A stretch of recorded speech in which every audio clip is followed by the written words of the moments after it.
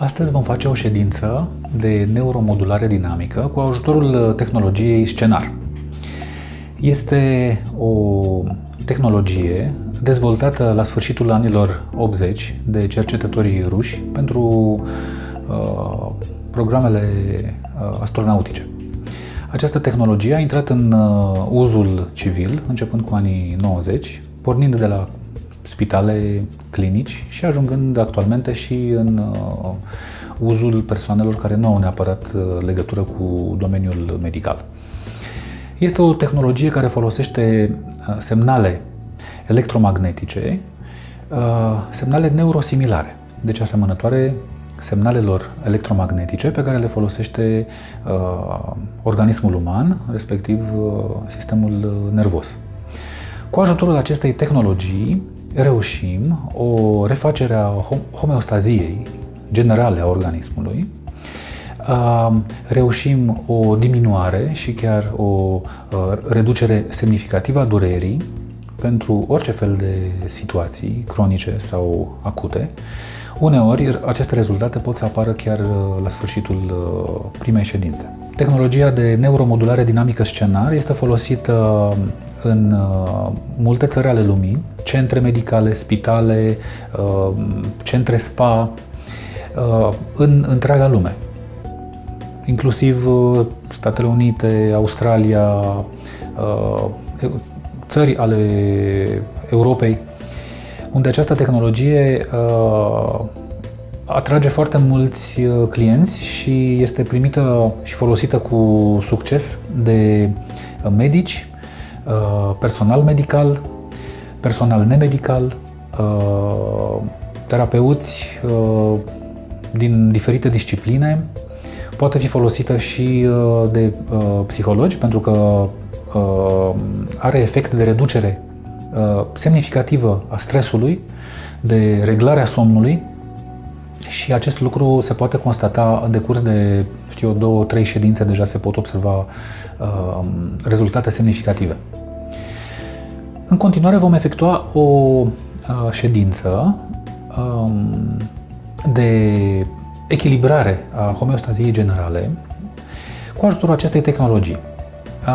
În cadrul acestei ședințe vor fi influențate anumite puncte de la nivelul coloanei vertebrale și de la nivelul zonelor paravertebrale, în așa fel încât întreaga dinamică a organismului să poată să fie ameliorată.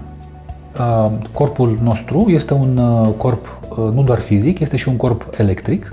Ori, pornind de la această dimensiune electrică, pot fi influențate procese și fenomene care țin pe de-o parte de corpul fizic, pe de altă parte țin de corpuri, să zicem așa, subtile, de corpul mental, de corpul emoțional și de procese infinitezimale din care au loc în organism. Așa. Există o serie de protocoale specifice pe care mergem în utilizarea acestei tehnologii.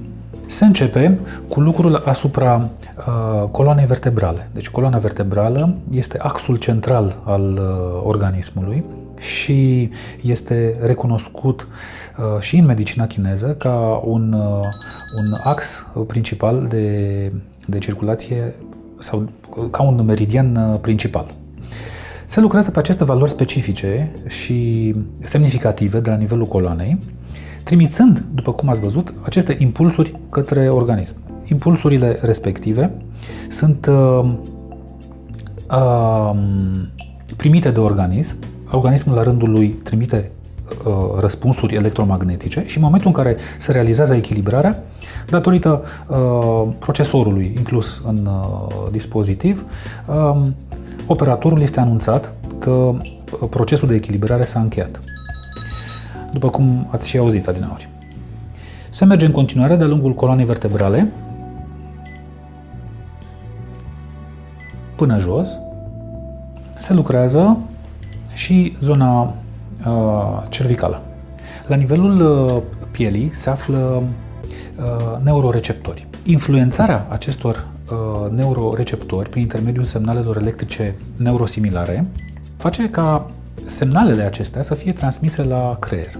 Creierul ia notă de această influență și transmite niște comenzi pentru echilibrarea energetică pe zonele respective. Tehnologia de neuromodulare dinamică scenar acționează nu doar asupra corpului fizic, ci acționează la nivel informațional și la nivel energetic. Un alt efect al acestei terapii este de reducere a febrei. S-a constatat că după o ședință de terapie, în cazul unei persoane care are febră, temperatura corpului poate să scadă până la 1 grad, ceea ce este important, mai ales în momentele acute. Este recomandat ca pe perioada seriei de terapii persoana să consume mai multe lichide, pentru că sunt favorizate toate acele procese de detoxifiere, inclusiv de la nivel celular, și atunci, dacă există un aport suplimentar de apă, sigur că și procesele de detoxifiere vor fi augmentate. Terapia, după cum se vede, este neinvazivă. Efectele ei se pot vedea uneori chiar și după prima ședință. Starea generală a persoanei care face obiectul acestei terapii se ameliorează și nu numai sub aspectul reducerii durerilor, dar și din punct de vedere al stării generale.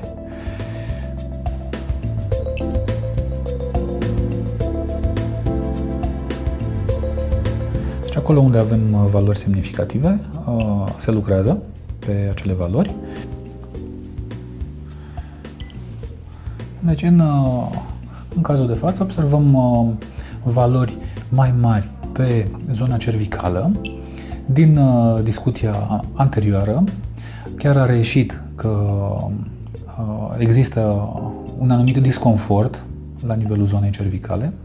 Aparatul a confirmat acest fapt prin valorile pe care le-a indicat. Lucrând pe zonele respective, starea locală se ameliorează. În cadrul acestui protocol general s-au lucrat anumite zone, zona coloanei vertebrale, zonele paravertebrale și urmează acum să lucrăm zona feței. Ele sunt concepute în așa fel încât, aceste protocoale, încât să obținem maximum de eficiență. Deci vom trece acum la zona feței. Există câteva aspecte importante în această terapie. Este important să cunoaștem nivelul de sensibilitate al persoanei care face subiectul terapiei, adică să vedem dacă persoana simte prea intens și sigur că inițial noi am făcut această testare. Vom reface această testare la nivelul feței, tocmai ca să vedem dacă este un nivel suficient. Cum e? Se simte ceva? Da. Perfect.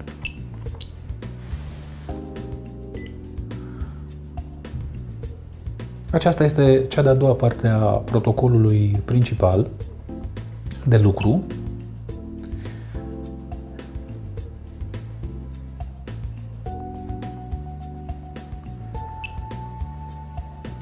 Se lucrează la nivelul a 6 puncte pe față și după încheierea acestui segment se poate considera că ședința de terapie s-a încheiat.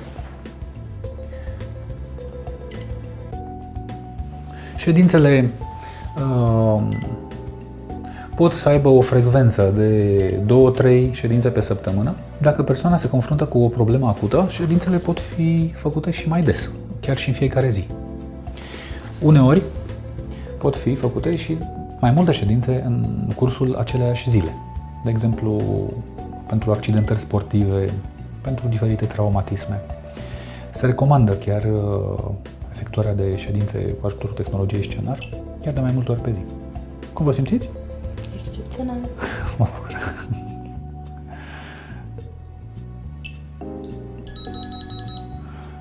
Așa.